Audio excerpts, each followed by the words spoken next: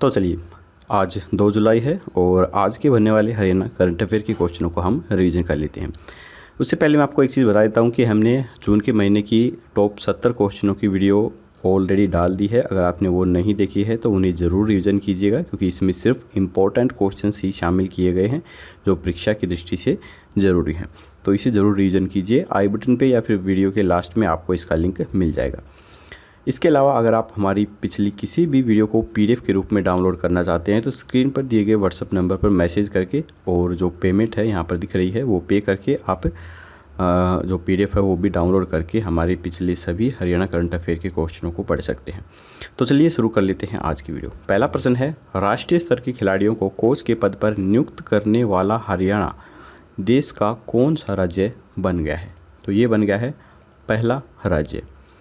हरियाणा के खेल एवं युवा मामले राज्य मंत्री सरदार संदीप सिंह ने कहा है कि राष्ट्रीय स्तर के खिलाड़ियों को खेल नर्सरियों में बतौर कोच नियुक्ति देकर सरकार उन्हें नौकरी देने के साथ साथ नई खेल पीढ़ी को तैयार करने का अवसर भी प्रदान करेगी। ऐसी नीति लागू करने वाला हरियाणा देश का पहला राज्य होगा। इसके अलावा उन्होंने कहा कि मुख्यमंत्री मनोहर लाल का विजन है कि हरियाणा को देश के स्पोर्ट्स मॉडल के रूप में विकसित किया जाए। इसी के चलते स्कूल स्तर से लेकर अंतर्राष्ट्रीय स्तर के खिलाड़ियों के लिए खेल नीति को बेहतर बनाते हुए उनकी डाइट व पुरस्कार की नगद राशि को भी बढ़ाया गया है। इससे राष्ट्रीय स्तर के उन खिलाड़ियों को भी लाभ मिलेगा जो इंजरी या किसी अन्य कारण से अपना खेल करियर आगे नहीं बढ़ा पाते हैं। इसके बाद है, टोक्यो ओलंपिक्स के लिए अब हरियाणा के खिलाड़ियों की संख्या बढ़कर कितनी हो गई है? तो ये हो गई है 31। टोक्यो ओलंपिक्स के लिए अब हरियाणा के खिलाड़ियों की संख्या बढ़कर 31 हो गई है। सीमा पुनिया ने पटियाला में हुई 60वीं राष्ट्रीय अंतरराज्य एथलेटिक्स चैंपियनशिप के फाइनल में 63.72 मीटर थ्रो के साथ गोल्ड मेडल हासिल करके 31वीं ओलंपिक खिलाड़ी के रूप में जगह बनाई है। देश की सबसे अनुभवी एथलीट सोनीपत की सीमा अंतिल पुनिया ने पटियाला में national inter state athletics championship में गोल्ड मेडल जीता है। इसी के साथ उन्होंने ओलंपिक्स कोटा भी हासिल कर लिया है। राष्ट्रमंडल खेलों की रिकॉर्डधारी सीमा का 2004, 12 और 16 के बाद यह चौथा ओलंपिक होगा। सीमा ने रूस में रहकर 2 साल तक अपनी तकनीक व फिटनेस पर काम किया और 15 केजी तक वजन कम किया। इसके बाद है, हाल ही में हरियाणा सरकार ने किस ऐप को लॉन्च किया है? तो ये किया गया है जन सहायक आपका सहायक ऐप।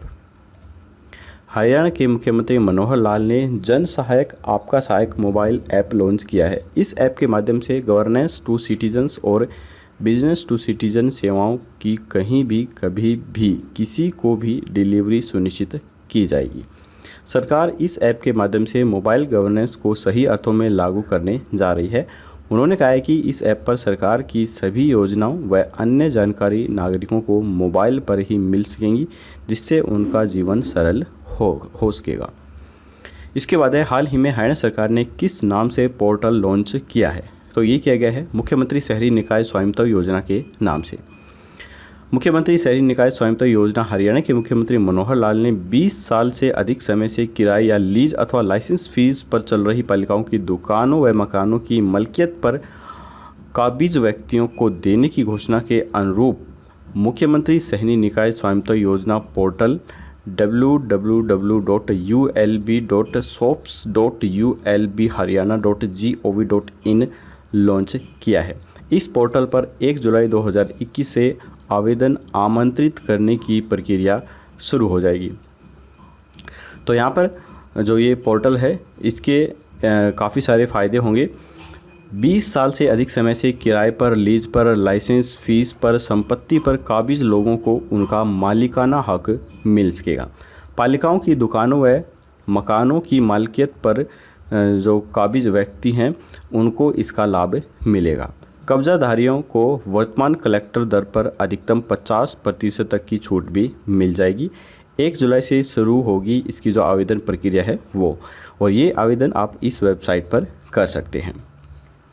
इसके बाद है, हरियाणा सरकार ने किस ज़िले में SMS के माध्यम से पेपरलेस बिलिंग की शुरुआत की है? तो ये की है पंचकुला के अंदर। ई गवर्नेंस की दिशा में एक और कदम बढ़ाते हुए हरियाणा सरकार ने पंचकुला ज़िले के लिए SMS के माध्यम से पेपरलेस बिलिंग सुविधा जो है वो शुरू की है। इस प्रणाली की शुरुआत पंचकुला में पानी के बिल सृजित करने के लिए की गई है। 1 महीने के भीतर इसे पूरे राज्य में लागू कर दिया जाएगा। तो यहाँ पर आप देख सकते हैं ये जो मीटिंग हुई थी, मनोहर लाल खट्टर और इनके जो मंत्री हैं ये दोनों तरफ बैठ के ये फैसला ले रहे हैं। आपको इस मीटिंग में एक चीज़ गौर ठाने लायक दिख रही होगी कि हरियाणा गवर्नमेंट सभी लोगों को कहती रहती है कि सैनिटाइज कीजिए, मास्क लगाइए, लेकिन कि खुद के मंत्री इस चीज़ का पालन नहीं करते हैं। तो गवर्नमेंट एक तरह से हंसी का पात्र बन जाती है इस वजह से। देखिए ये जो यहाँ पे कोने में बैठे हुए हैं, इन्होंने मास्क वार कुछ नहीं लगा हुआ है, बाकी हालांकि सबने लगाया हुआ है यहाँ पे, लेकिन इन्होंने नहीं लगाया है। तो ये जब खुद के मंत्रियों को मास्क लगाने के लिए प्रेरित नहीं कर सकते हैं, उन्हें ही ये मास्क नहीं लगवा सकते हैं, तो आम जनता को क्या लगवा पाएंगे। खैर चलिए, इसके बाद अगला क्वेश्चन है, भारतीय कुश्ती महासंघ ने किस पहलवान का नाम अर्जुन पुरस्कार के लिए नामित किया है? तो ये किया गया है अंशु मलिक, दीपक पूनिया व सरिता मोर का। भारतीय कुश्ती महासंघ ने ओलंपिक के लिए क्वालिफाई कर चुके और विश्व चैंपियनशिप में पदक जीतने वाले पहलवानों रवि दहिया और दीपक पूनिया के साथ तेजी से उभरती हुई पहलवान अंशु मलिक को अर्जुन पुरस्कार के लिए नामित किया है। दीपक ने नूर सुल्तान में 2019 विश्व चैंपियनशिप में रजत पदक जीता था, जबकि रवि ने कांस्य पदक के साथ टोक्यो ओलंपिक्स के लिए भी क्वालिफाई किया था।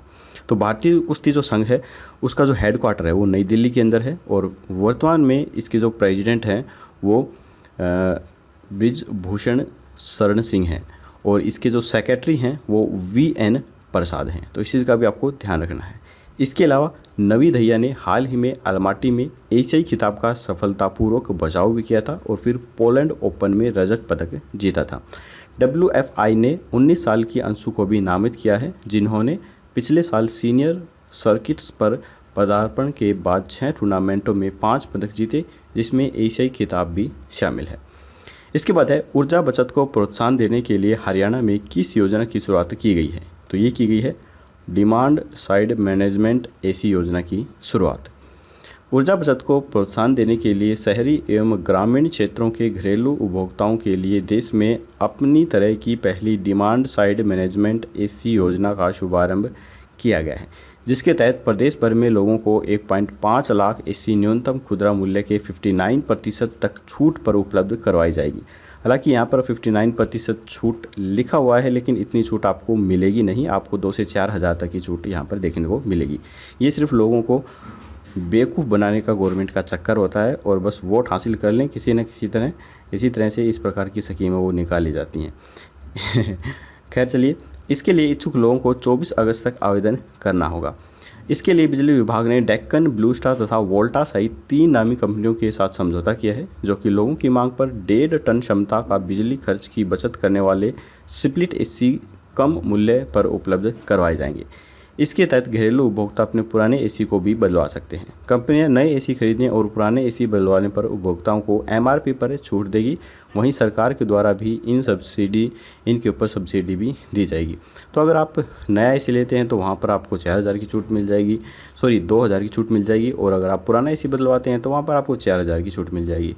तो मुझे लगता है कि आपको कोई अच्छा सा जुगाड़ पानी करके एक पुराना AC खरीद लेना चाहिए 200-400 रुपये में, और उसे हरियाणा गवर्नमेंट को बेच के 4000 रुपये में और नया AC ले लो, तो आपको काफ़ी फ़ायदा मिल सकता है।